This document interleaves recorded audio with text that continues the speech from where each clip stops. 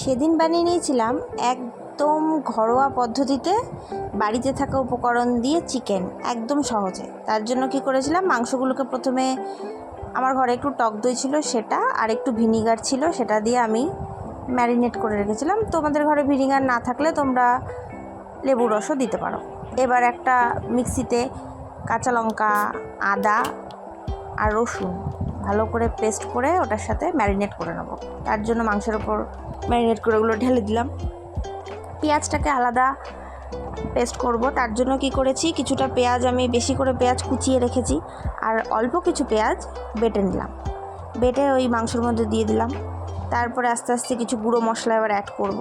হলুদ, ধনে গুঁড়ো পরিমাণ মতো, লবণ, আর জিরের গুঁড়ো, এই সব কিছু দিয়ে আমি কি করব, ভালো করে ম্যারিনেট করে জিনিসটাকে রেখে দেবো। মিনিট 5-10 মতো করলেই হবে। আর ভিনিগারটা একটু আগের থেকেই তো ম্যারিনেট করেই রেখেছিলাম, যার জন্য মাংসটা অনেক নরম হয়েছিল। এবার একটু বেশি করে লঙ্কার গুঁড়ো দিলাম, আমি কাঁচা লঙ্কাও দিয়েছি। আমরা একটু মাংসতে ঝালটা বেশি খাই, তার জন্য কাঁচা লঙ্কাও বেশ কিছুটা দিয়েছি, আবার তার সাথে শুকনো লঙ্কার গুঁড়োও দিলাম। এবার সব কিছু দিয়ে ভালো করে ম্যারিনেট করে নিয়ে বেশ কিছুটা কাঁচা তেল, সর্ষের তেল আমি ওর মধ্যে ঢেলে দেবো। দিয়ে সেই সর্ষের তেল আর এই মশলাগুলোকে একসাথে ম্যারিনেট করে আমি মিনিট 5-7 মতো রেখে দিয়েছি একটা পাত্রে। এবার কড়াইতে কি করেছি, তেল গরম করে তার মধ্যে গোটা গরম মশলা, লবঙ্গ, দারচিনি, শুকনো লঙ্কা, এগুলো সব আমি ফোড়ন দিয়ে তারপরে এই যে পেঁয়াজটা ভেজে রেখেছি সেই পেঁয়াজটা এবার আমি তেলের মধ্যে দিয়ে দেবো।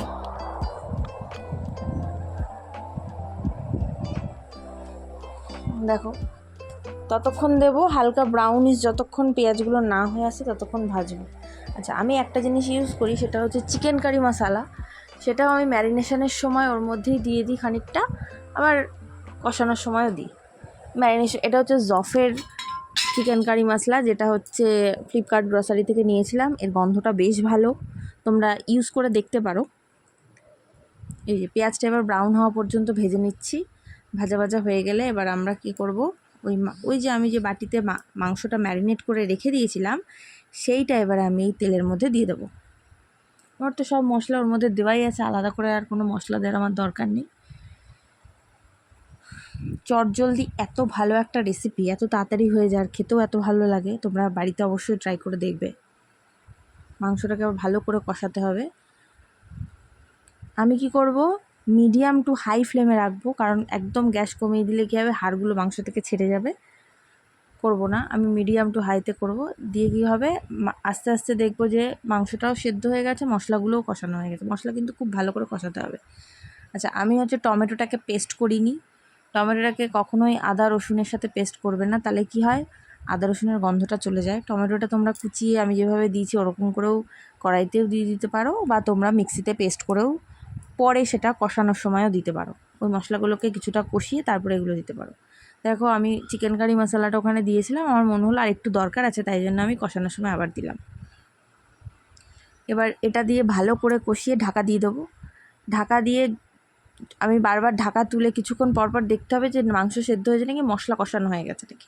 দেখলাম হ্যাঁ কষানো হয়ে গেছে। এবার অল্প গরম জল ঢেলে এই যে মাংস আমার এখন রেডি। অসাধারণ ছিল।